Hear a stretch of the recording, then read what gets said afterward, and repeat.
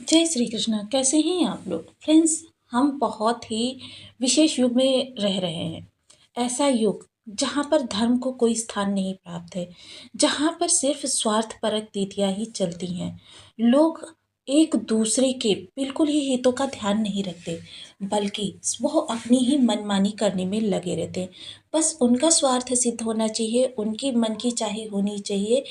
किसी भी प्रकार से किसी का कितना भी अहित होता हो, इस पर किसी का ध्यान ही नहीं जाता। अब इन नियमों का पालन करवाने के लिए शनिदेव विशेष अवस्थाओं को धारण करते हैं। इन्हीं अवस्थाओं में एक अवस्था ये भी है कि शनिदेव महाराज अब अपना नवांश परिवर्तन करने जा रहे हैं। उत्तरा भाद्रपद नक्षत्र, जैसा कि हम सभी लोग जानते हैं, यह उत्तरा भाद्रपद नक्षत्र से गोचर कर रहे हैं, तृतीय भाव में बैठे हुए हैं। और यह तृतीय भाव में बैठकर इस समय उत्तरा भाद्रपद नक्षत्र से गोचर कर रहे हैं। उत्तरा भाद्रपद नक्षत्र जिसके की स्वामी स्वयं इस समय पर शनिदेव महाराज होते हैं। अब शनिदेव महाराज का स्वयं के नक्षत्र में गोचर करना यानी शनिदेव के नियमों को और ज़्यादा कठोरता से पालन करने के लिए बाध्य करता है। अब शनिदेव के नियम क्या हैं? परोपकारिता, नीति नियम से अपने कार्यों को पूरा करना, अपने आसपास के लोगों के हितों का ध्यान रखना। जीवन में अगर आपको इनकी कृपा प्राप्त करनी है, तो आपको अपने कर्म से ईमानदारी करनी पड़ेगी। जब आप अपने कर्म से ईमानदारी करेंगे, तब शनिदेव आपके लिए बहुत अच्छा करते हैं। वैसे भी इस समय पर जो ये शनि का परिवर्तन होने जा रहा है, ये बेहद महत्वपूर्ण प्रभाव को लेकर आने वाला है। ये शनिदेव ही ऐसे हैं जो इस संसार में, चलाचल जगत में लोगों को एक अंकुश के समान, क्योंकि ये इनके न्याय को पालन करवाने के लिए दंड का भी प्रयोग करते हैं। तो ये अनुशासन में रखने के लिए लोगों को जब दंड का प्रयोग करते हैं, तो यह अंकुश के समान लोगों पर शासन करते हैं। इनकी प्रत्येक गतिविधि का हमारे जीवन पर बेहद महत्वपूर्ण प्रभाव पड़ता है। अब ऐसे में इनके प्रभाव हमको किस तरीके से प्रभावित करने जा रहे हैं, क्योंकि हम सभी लोग जानते हैं शनिदेव पहले वक्र अवस्था में थे। वक्र होने के कारण ये आपके पिछले जो संचयन थे, उनको ये आपको भोग करवाने का कार्य कर रहे थे। आपके संचयन के आधार पर आपके कष्टों को बढ़ा रहे थे, आपके कार्यों में उतार चढ़ाव की स्थिति को लेकर आ रहे थे, और आपको अड़चनें जो लग रही थी कामों में, वो इन्हीं के प्रभाव के माध्यम से लग रही थी। अब देखिए, बहुत से लोगों का कहना है कि शनि हमारे बर्थ चार्ट के अनुसार हमको प्रभाव नहीं देते। इसका सीधा-सीधा देखिए एक ही कार्य होता है कि आपके कर्मास यानी आपका कार्य करने का तरीका किस तरीके से है। यदि आप अपने निचले कर्मचारियों को अपमानित करते हैं, या अपने निम्नस्थ कर्मचारियों के हक का हनन करते हैं, या किसी भी तरीके से उनको दबाने का प्रयास करते हैं, क्योंकि शनिदेव उस तबके के कारक होते हैं जो समाज द्वारा असहाय उपेक्षित होता है। ऐसी स्थिति में शनिदेव के प्रभाव प्राप्त करने के लिए हमको इनके अनुसार भी कार्य करना चाहिए। अब यहाँ पर शनिदेव क्योंकि देखिए तृतीय भाव में बैठे हुए, इनके प्रभाव जो होते हैं काफ़ी विस्तृत होते हैं। जिस भी भाव में बैठे होते हैं, वहाँ से संबंधित आपके जीवन में काफ़ी ज़्यादा नियमों का पालन करना पड़ जाता है।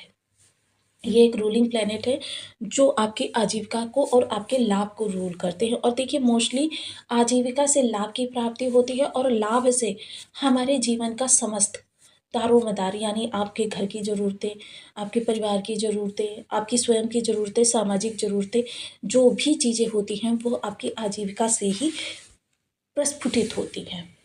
तो ये बेहद महत्वपूर्ण होता है कि हमारी आजीविका सामान्य चलती रहे। इसके लिए हमें शनि के प्रत्येक परिवर्तन को भी देखना होगा। अब परिवर्तन को देखने से, जब आप कहेंगे कि सारे कर्मास पर ही डिपेंडिंग होता है, तो परिवर्तन को देखने से क्या होता है? परिवर्तन को देखने से ये होता है, शनिदेव कब कृपाल अवस्था में है। जब ये कृपालु अवस्था में होते हैं, यानी किसी मित्र ग्रह के विशेष प्रभाव में होते हैं, या कोई ऐसा सौम्य प्लेनेट इनको कवर कर लेता है, तब ये इनके प्रभाव जो होते हैं, ये कष्ट जो होते हैं, ये हमारे ना के बराबर हो जाते हैं। मसलन हमारा जो ये कष्ट जो होते हैं, ये हमको एक तरीके से दूर दूर से निकल जाते हैं, जिसके प्रभाव से यह जो स्वामितापूर्ण समय होता है हमारे जीवन को आगे बढ़ाने में। क्योंकि देखिए अगर ये हमारे कष्ट जीवन में आए ना, हमारे अप डाउन की स्थिति ना बने, तो हमारी गाड़ी स्मूथली चलती चली जाएगी।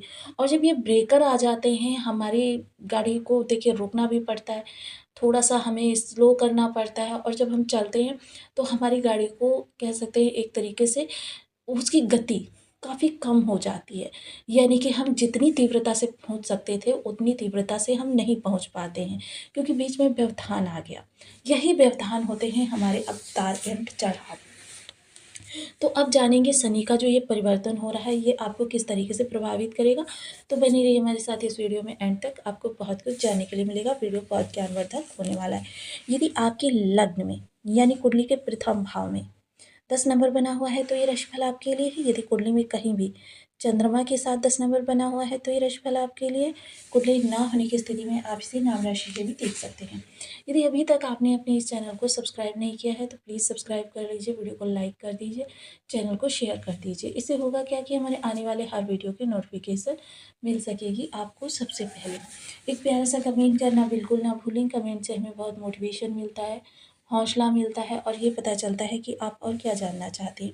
तो देखिए वर्तमान समय में शनिदेव उत्तरा भाद्रपद नक्षत्र से गोचर कर रहे हैं, जो स्वयं शनिदेव का नक्षत्र है। परोपकारिता और दूसरों के हितों का रक्षण करना, दूसरों के लिए कह सकते हैं कि कुछ समय समय पर दयापूर्ण कार्य करना, अपने कार्यों में महत्वाकांक्षा, उसके प्रति जुनून की जिम्मेदारी, ये सारी चीज़ें होती हैं इस नक्षत्र के दौरान। किंतु अब इस नक्षत्र के नवांश में इनका परिवर्तन हो रहा है, और ये नवांश का परिवर्तन जो होगा ये काफ़ी महत्वपूर्ण होगा, क्योंकि इस समय ये आजीविका के भाव के स्वामी के नक्षत्र से गोचर करेंगे, यानी शुक्रदेव महाराज के नवांश से। जब शुक्रदेव महाराज के नवांश से गोचर करेंगे मतलब शुक्र इनके योग कारक प्लेनेट है। योग कारक प्लेनेट होकर ये अति विशिष्ट भाव में बैठे हुए हैं। अब इस स्थिति में क्योंकि ये अति विशिष्ट भाव में बैठे हुए हैं द्वादश भाव में, और इस समय पर आपके लिए बहुत ही अच्छा करते हुए दिखाई देंगे। जिस तरीके से कह सकते हैं ना कि अभी तक इन्होंने स्प्रिंग को दबाया था, और स्प्रिंग दबने के बाद में अब एकदम से ऊपर की ओर उतनी ही तेज़ी से उछलने वाली है, जिसकी वजह से आपके जीवन में इस समय बड़ा परिवर्तन संभव हो सकता है। क्योंकि द्वादश भाव में बैठे हुए हैं आपके आजीविका के स्वामी, और आजीविका के स्वामी का वहाँ पर होना और आजीविका के कारक का तृतीय भाव में होना एक दूसरे से केंद्र संबंध बना रहा है। वहीं इस समय शनिदेव स्वयं आजीविका से षडाष्टक योग भी बनाए हुए हैं, जो कि आपको प्रभावित करेगा। ऐसे में हमारे सामने यही स्थिति भी निकल कर आती है, क्योंकि शनिदेव महाराज तृतीय भाव पंचम भाव को कवर करेंगे, भाग्य भाव को कवर करेंगे, और स्वयं शुक्रदेव महाराज के साथ इस समय पर इनका जो दृष्टिपात होगा, जिसकी वजह से स्थितियों में काफ़ी आपको बदलाव देखने में आएंगे। ये बदलाव होंगे देखिए कार्यस्थल से संबंधित। अब सबसे पहले कार्यस्थल की अगर बात करें तो कार्यस्थल में आपके कुछ इस तरीके की स्थितियां रहने वाली हैं कि चीज़ें, क्योंकि शुक्रदेव महाराज की ये तुला राशि का नवमांश है, और जब ये तुला का नवमांश है तो तुला किस चीज़ की राशि है, बैलेंस की, यानी कि संतुलन। और संतुलन जब आपका बना रहेगा, संतुलन होगा, सामाजिक जो आपके रिश्ते हैं उनको संभालने का प्रयास करेंगे, अपनी प्रतिष्ठा के प्रति केयर रहेंगे। ये सारी चीज़ें जो होंगी ये आपके कर्म स्थान पर जब होंगी तो वहाँ पर आपकी थोड़ी सी प्रतिष्ठा बढ़ेगी, लोगों के बीच आपका दायरा थोड़ा सा बढ़ता हुआ देखा जाएगा, आपके कार्य को इस समय पर तवज्जो मिलेगी। मोस्टली आप देखिए इस समय पर थोड़ा लापरवाही से भी अगर कार्य करेंगे तो भी आपको उसका लाभ प्राप्त होगा। वहीं चर्चा करें तो यहाँ पर देखिए इस समय पर आपके शेयर मार्केट से संबंधित काफ़ी लाभ निकल कर आ रहा है, लेकिन फिर भी शेयर मार्केट में क्योंकि आपको पहले इन्वेस्टमेंट करना होता है, इसलिए मैं सदैव कहती हूँ कि आप अपनी स्वयं की बर्थ चार्ट का एनालिसिस अवश्य करवाइए। इसके अलावा स्टूडेंट वर्क बहुत अच्छा समय उनका इस समय पर जाने वाला है। भाग्य का देखिए इस समय पर कहें तो आपको ओनली 60% लाभ मिल रहा है। अब 40% अभी भी आपकी मेहनत, और शनिदेव की मेहनत जो होती है थोड़ी हार्ड होती है, थोड़ी कठोरता लिए हुई होती है। इस समय पर आपको केवल 60% भाग्य का लाभ मिलेगा, और 40% आपको स्वयं की मेहनत करनी पड़ेगी, और ये मेहनत जो होगी यही निश्चित करेगी कि आपको किस दिशा में आगे बढ़ाया जाए। क्योंकि शनिदेव के देने के प्रावधान को भी हम लोग जानते हैं। शनिदेव के देने का प्रावधान क्या होता है कि जब शनिदेव देते हैं तो आपको इतना देते हैं कि आपको रंक से राजा बना देते हैं, और जब रंक से राजा बना देते हैं तो व्यक्ति की स्थिति जो होती है बहुत ही, ऐसे में देखिए बहुत से व्यक्ति जो होते हैं अपार धन पाकर पद प्रतिष्ठा पाकर एकदम से अपने आचरण को विरुद्ध कर लेते हैं, और वो उनका कह सकते हैं एक तरीके से परीक्षा की घड़ी होती है।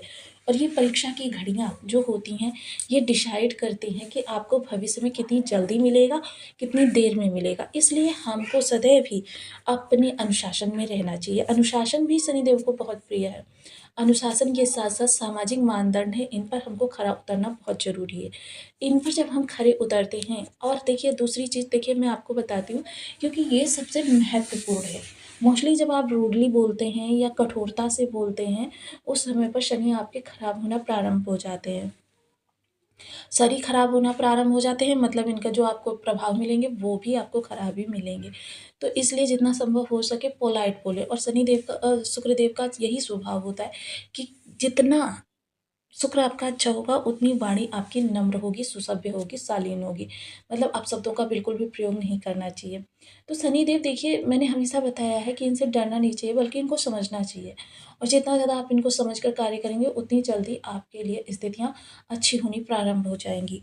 और शनिदेव को देखिए समझना बहुत मुश्किल भी नहीं है, एकदम नारियल के समान है कि जितना ज़्यादा कठोर दिखाई देते हैं, उतने ज़्यादा है नहीं। अंदर से ये एकदम सॉफ्ट, नॉर्मल, कि जब ये आप पर प्रसन्न हो जाते हैं, जब आप इनके अनुसार कार्य करना प्रारंभ कर देते हैं, धैर्य का अनुसरण करने लगते हैं, कठोरता को त्याग देते हैं, लोगों की इंसल्ट करना छोड़ देते हैं। बहुत से लोग क्या होता है, बातों-बातों में कटाक्ष करना प्रारंभ कर देते हैं, ये भी शनिदेव के बिल्कुल विरुद्ध है। तो इन चीज़ों को जब आप सँभाल कर चलेंगे, तो आप समझ लीजिए कि आधी जंग आप जीत गए। क्योंकि आपके क्रियाकलाप के तरीके से भी बहुत ज़्यादा डिसाइड करता है कि ग्रह आपको बहुत अच्छा प्रभाव देगा या बहुत खराब प्रभाव देगा। तो यहाँ पर ये डिसाइड करना कि किस तरीके से आपको प्रभाव प्राप्त करने, क्योंकि मोस्टली देखिए मेडिसिन्स उन्हीं लोगों को ज़रूरत होती है जिन लोगों को किसी तरीके की व्याधि होती है।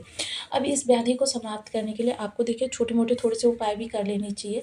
ओम सन शनिश्चराय नमः, इस बीज मंत्र के बारे में मैं आपको पहले कई बार बता चुकी हूँ, लेकिन ये बहुत सशक्त उपाय है शनिदेव को शुभ करने का। इसके अलावा काला सुरमा ले लीजिए।